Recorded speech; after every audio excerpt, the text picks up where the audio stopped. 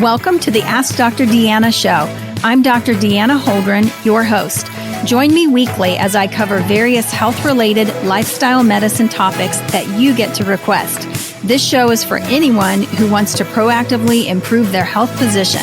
I hope you enjoy the show.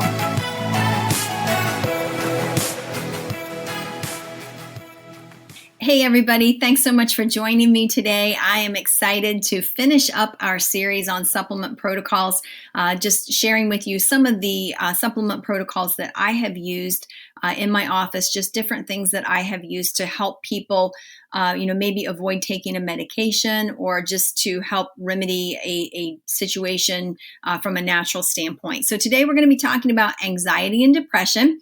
And we did talk about this on one of the previous podcasts, so you can go back and take a listen to that. I don't believe that I went into depth on supplements and the protocols that we use, but I thought this was worth bringing back because it is, something that is such an issue for so many people, and it is such a common thing right now in society. So I thought, well, this would be good to go ahead and take a look at.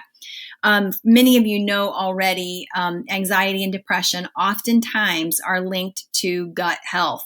We make neurotransmitters in the gut. And oftentimes, these neurotransmitters, we're not making them, or our body doesn't have the tools it needs to be able to make them. And so that's where sometimes the supplements come in when you look at what are the building blocks for neurotransmitters. What does my body need in order to be able to make these neurotransmitters? And again, sometimes people are functioning great and they don't really need any help. They just need a good diet and they're doing great. Other times people need to, take a look at the gut, get that, in check and make sure that that's functioning well. And then, again, if they are having issues, sometimes adding in a little supplement can make a big difference. One of my favorite supplements for anxiety and depression is one made by Orthomolecular. That is a brand that I like a lot. And it's a product called Serenity. And I like Serenity because it's a blend of different nutrients that basically help support all of the neurotransmitters. And I also like Serenity because I tend to get really good results with it. I find that people are able to take that product and, most of the time they don't even need to take it the way that it, says to take it on the bottle. They can take much, lower quantities and get a good result, enough of a result that makes a difference. I also like that product because you don't have any withdrawal like you might have, with a medication or something. And so, if a person uses it or they don't, they are still able to do well with that. So, what are some of the ingredients? And again, many of these are wrapped into Serenity.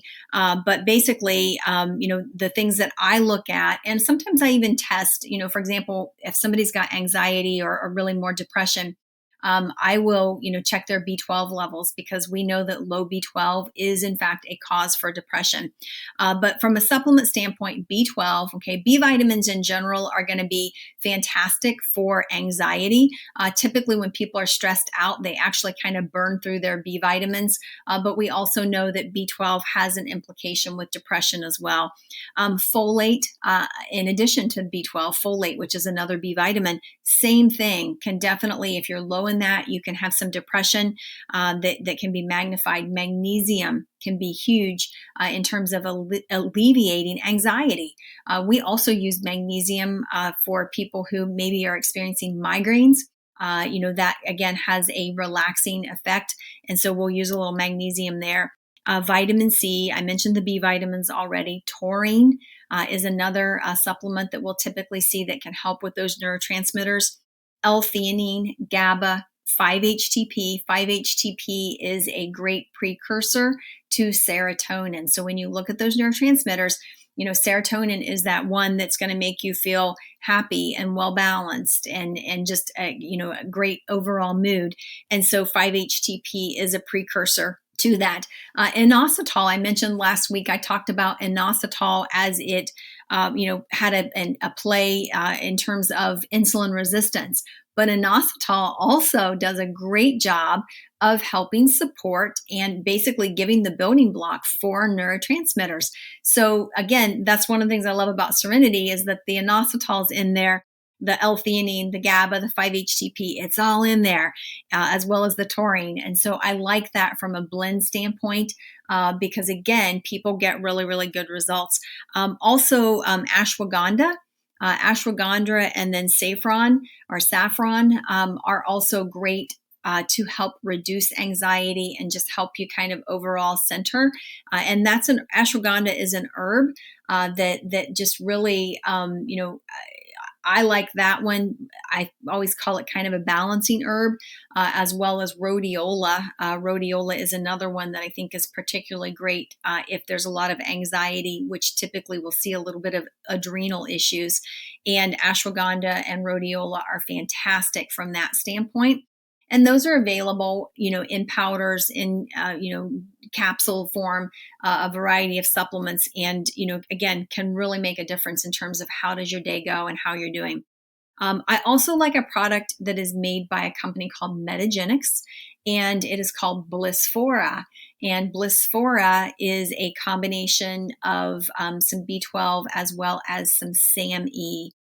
SAM-E, which again is meant to be a mood stabilizer to help just with overall mood and just lifting the mood somewhat. So these are some of the things. Again, a lot of times I'll have people come in and they're struggling with some depression. We'll usually do a little intake form to kind of quantify that, figure out where they are on that scale, how depressed are they.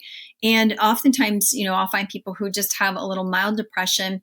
They might have a low level of anxiety. And again, that's when a lot of times these things work.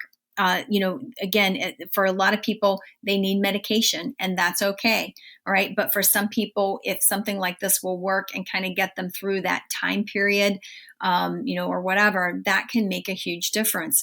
And so, I love to see the results that we get with some of these therapies. The other thing that becomes absolutely huge when dealing with anxiety and depression is basically from a diet standpoint. You cannot go wrong with a good, clean diet. Whole foods, nutrient dense, clean. How many times have you heard me say that? And the reason I say that is that it is such a critical component of health in all aspects, whether it's cardiovascular, whether it is, anxiety, depression, emotional, mental health, or whether it is diabetes or whatever. You cannot go wrong with that. And so when you look at vegetables, thinking green diet, green foods, you're loading yourself with a lot of these nutrients and you feel better. Also, when you are eating processed foods, the chemical burden that's there can really make you feel horrible. Okay, the chemical burden that exists in a lot of the processed foods, those chemicals are going to have an interaction with a lot of these other nutrients and just, what we call cofactors for biochemistry. And again, that can have an issue. Likewise, sometimes, I can have a patient who, maybe starts taking a blood pressure medication, for example, completely needed, completely necessary, the medication. However, that particular medication might lower their zinc level, for example. It might lower their B vitamins. And then what happens is they feel horrible. They feel depressed. They feel, draggy and slow or whatever.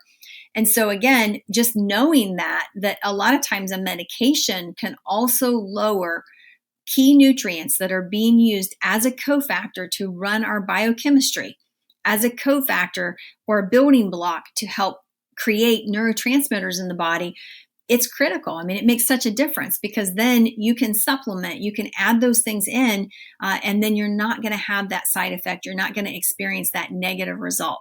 So that's what I love about functional medicine. I love being able to see results. I love being able to help people just function at optimal levels. And basically, we are ending this series, on supplement protocols.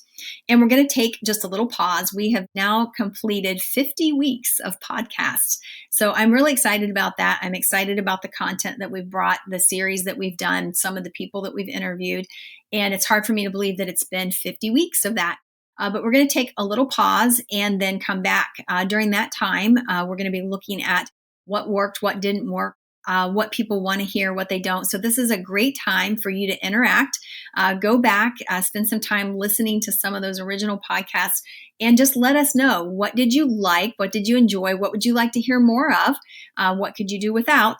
And we'll definitely take that into consideration as we look at where to start in the upcoming month as well. So thanks so much for joining me, and thanks for being with me through 50 weeks of podcasts. It's been awesome, and I appreciate every one of you. So hopefully you've learned something and it has been beneficial. Hopefully you've even passed that on to somebody else that you care about and love very much. So thanks a lot, and have a great day.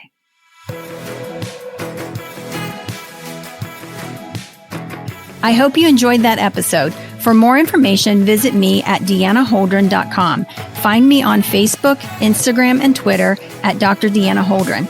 I really want to hear from you, so message me. I love taking your messages and creating topics from them. Please rate, review, subscribe, and share my show with those who have an interest in health and wellness. Thank you for tuning in, and see you next week.